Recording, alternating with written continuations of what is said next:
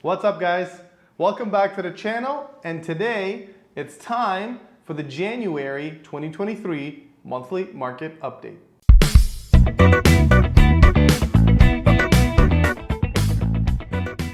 So as always, we start with sales activity. 3,100 transactions were reported on the Toronto Real Estate Board in January of 2023. This represents pretty much no change at all from the December 2022 numbers. The sales activity is identical month over month. Now, if we look year over year and compare to January of 2022, this number, 3,100, represents a 45% drop from the 5,600 transactions we saw last year. Now let's have a look at average prices. So average prices for four major property types are on your screen right now: detached, semi-detached, townhome and condo in Toronto and in the GTA. What's more important is the year-over-year numbers. So let's have a look at this image, which is showing you that unfortunately things are quite bloody. Year over year, for the next 2, 3, 4 months, we are going to see very dramatic declines in prices, simply because market was at its absolute peak at February, March, essentially last spring. So let's have a look at the four major property types. You're seeing detached, semi-detached, townhome and condo, everything is red across the board. Detached seeing massive drops of 21 to 24%, semi-detached 22 and 23%. Townhomes in Toronto are still retaining their value relatively well, just a 9% drop, whereas in the GTA they've dropped 20% year over year. Condominiums also retaining their values quite well, have experienced the least price declines, 6.4% in Toronto and 10% in the GTA. Let's take a more granular look into condos now. Let's take a look at dollar per square foot for condominiums in Toronto and in downtown Toronto. Here we're going to see a little bit of a better, more positive picture.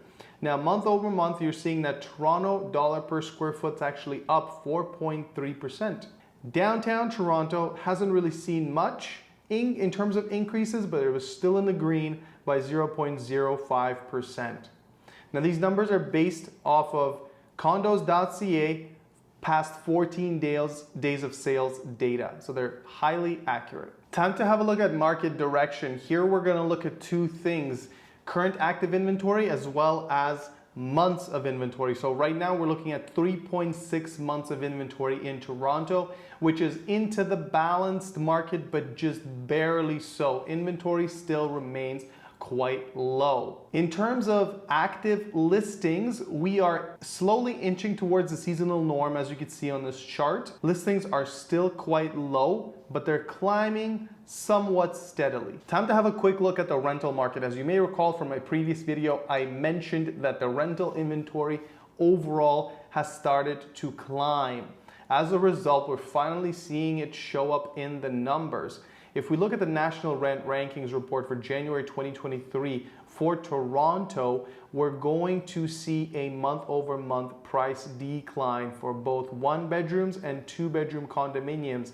Now, this is a phenomenon that we did not see at all last year. 3% decline for one-bedrooms and almost a 4% decline for two-bedrooms. Now, this is relatively insignificant compared to how much rental prices have gone up year over year, 21 and 18%. But it still gives you an idea of where the rental market is headed, and that is towards stabilizing. All right, so it's time for a macro picture now. On January the 25th, the Bank of Canada has chosen to raise its interest rates by 25 basis points and continue on the rate hiking path. Right now, the key rate sits at 4.5%. Tiff Macklem, who is the Bank of Canada governor, indicated at this press conference that the Bank of Canada is likely to take a pause now. Now, this makes BOC the first central bank in any G10 economy to signal a pause in interest rate hikes.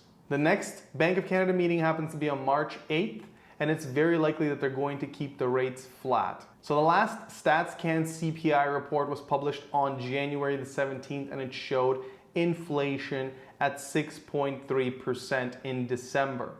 The next CPI reading is coming out on February the 21st. For January, of course. It's worth noting that the latest labor force survey showed that employment in Canada gained by 150,000 jobs. So this blew the expectations out of the water, which, believe it or not, were just 5,000 jobs gained. Tells you how much some of these economists actually know. But this can also be interpreted that the economy is much more resilient than maybe the Bank of Canada thinks, and this could leave a little bit more room on the runway for future interest rate hikes. I mean, hopefully not. Lastly, the US Federal Reserve will announce its interest rate decision on March the 21st, and the economy is widely expecting another 25 basis point hike. All right, so it's time for the feet on the ground perspective. So in terms of resale, we are seeing an uptick in business. There's an uptick in showing requests. There's an uptick in open house attendance. There's an uptick in the number of offers that come in on offer date, because believe it or not, there are still properties that are being listed with an offer date. So in terms of rentals, rental market continues to moderate. Rental inventory continues to build, and it's likely that the prices will remain relatively flat throughout the course of this year, in my opinion. So as far as pre-construction goes, we're going to see a number of new launches take place over the next 2 weeks. Projects such as MPV, Mount Pleasant Village 2 in Brampton by Daniels. We're going to see a project called LSQ by Almadev in Toronto, and a project called Young City Square, a Young and York Mills. How these projects do remains to be seen, but I anticipate that if they're priced correctly, considering the fact that there's significant activity in the resale market, there's room to run in pre-construction, and if these projects are priced right, they will be able to achieve relatively steady and good sales. Thanks for watching, guys. I hope you enjoyed January market update, and I'll see you next month.